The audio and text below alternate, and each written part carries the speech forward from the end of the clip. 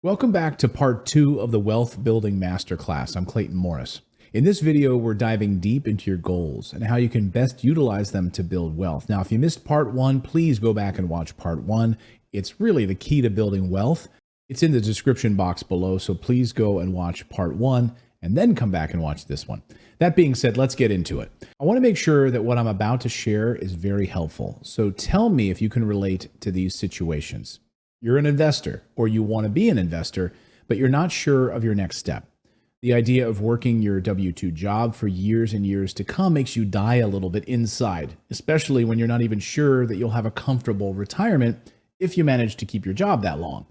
Or maybe you worry about your child's future and what you'll leave behind, or how much you might be missing out in your own life right now because you're working so hard.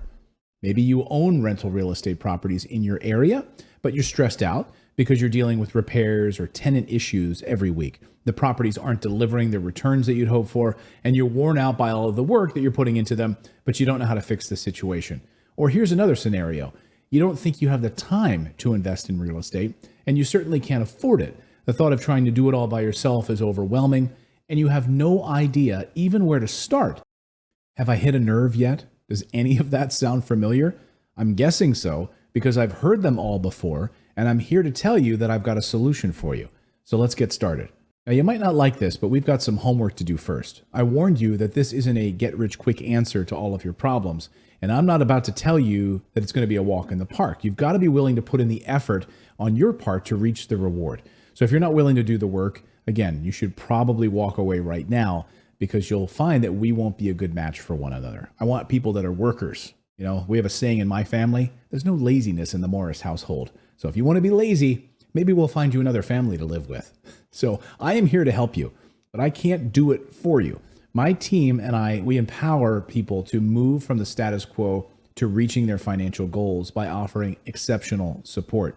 But you've got to set and work towards your personal goals if you're going to transform your financial destiny. Setting your goals and taking action towards reaching them is the only way that you'll be able to change your life. So, what are your goals? Why are you here today watching this masterclass?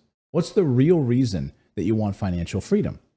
Let's revisit those motivations I mentioned a moment ago. Do you want to spend more time with your family? Do you want to travel the world? Would you like a steady source of cash without trading your time for money?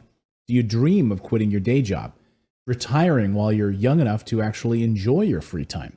Maybe you want to unload an existing rental property and invest in new construction with better returns on investment.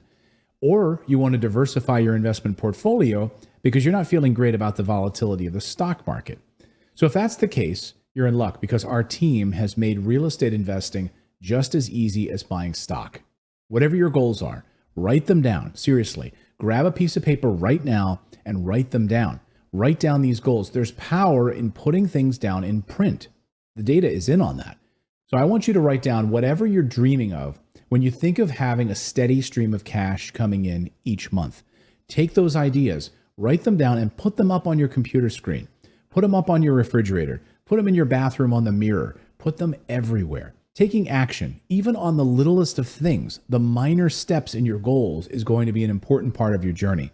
Hopefully, you've got at least 2 or 3 written down, but even one will help to create some focus that you need to get started. So if you haven't written it down yet, get some goals written down, pause the video, and I will see you in part 3, where we're going to cover the personal financial checklist and why digging into those numbers is so incredibly powerful. We'll see you in the next video.